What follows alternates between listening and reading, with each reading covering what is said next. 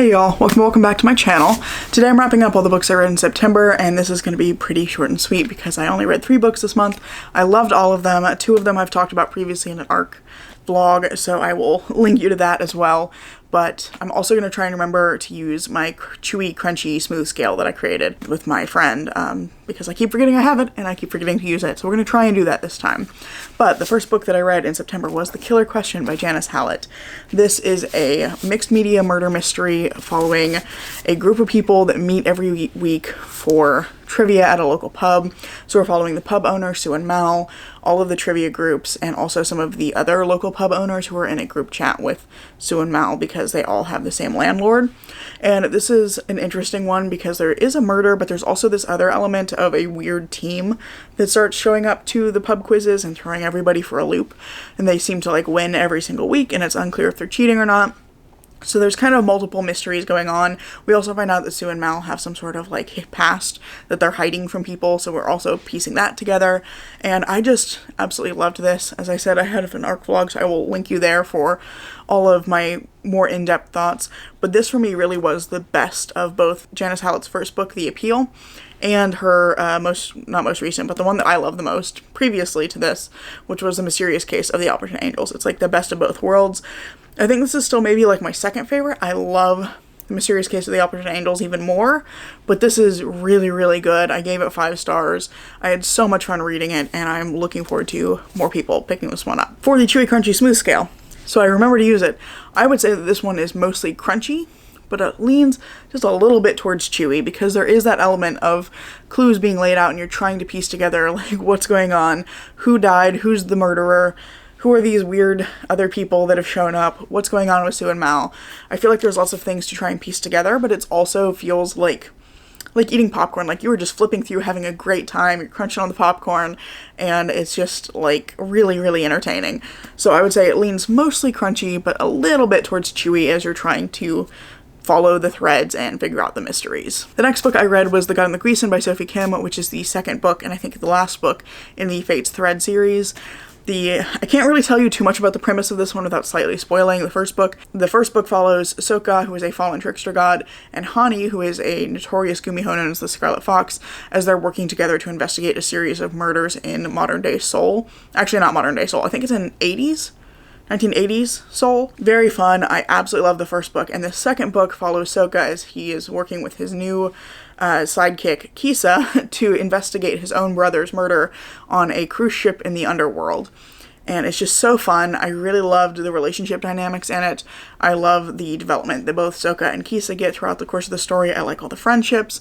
I thought the mystery was really well done in this one. I think I liked book 2 even more than book 1 because I had some issues with plot holes and conveniences in book 1, and I didn't have any of that with book 2. I think it was just really well written. It's really fun. The writing itself, I would say, is just it's fine. It gets you from point A to point B, but the characters are great. The plot's great. The setting is great. I just loved everything else about this book, so I gave it 5 stars. I can't remember if I mentioned, but I also gave Killer Question 5 stars. Just had an absolute great time with it. And this one I would say I push also into the same kind of corner of the chewy crunchy scale as, sorry I have hiccups, The Killer Question. Because it is, I would say, largely crunchy. You're having this fun, fast-paced adventure. There's romance. There's friendships.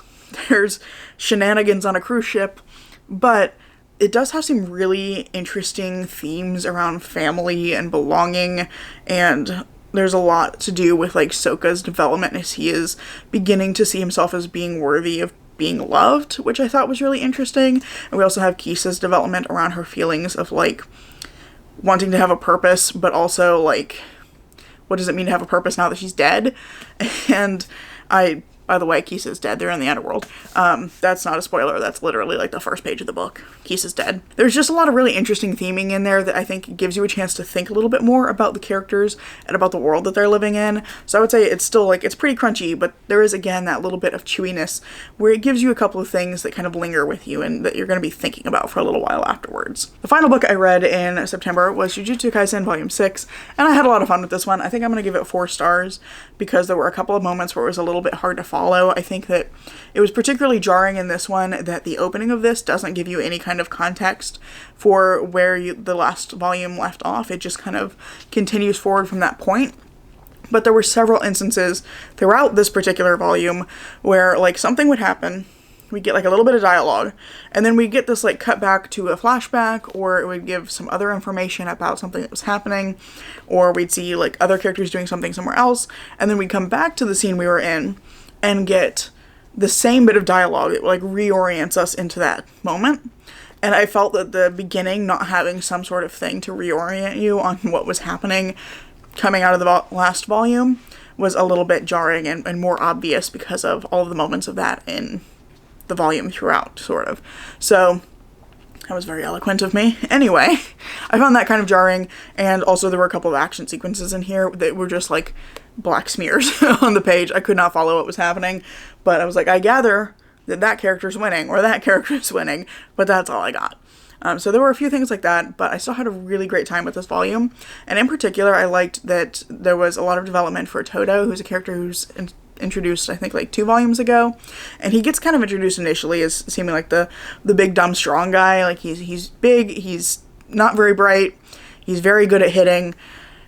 And then we get a lot more development for him here, where he's actually really, like, wise and intelligent, and he's very good at explaining things to our main character Itadori in a way that other characters have not been able to get through to him.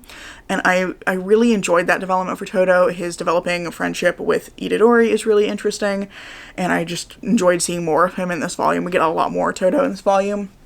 And then the other thing I really liked in here is that there is a special grade curse that they're fighting, who is sort of like an eco-horror kind of character.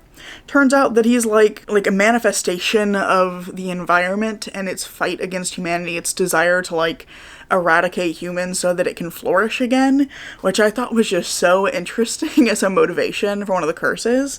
And I really enjoyed learning more about, I think it's Hanami, that's that particular curse. So I just had a great time with this volume, and I felt like we learned a lot about some characters that we didn't know much about up to this point. So it was a really good installment, and I'm looking forward to continuing forward in the series. So these are all the books that I read in September. Let me know down in the comments below what your favorite book was that you read this last month, and I really hope you enjoyed this video. If you have, I hope you consider giving me a like, maybe even subscribe me to see what comes next. Currently posting on Tuesdays and Saturdays, and I hope to see you in the next video. Bye.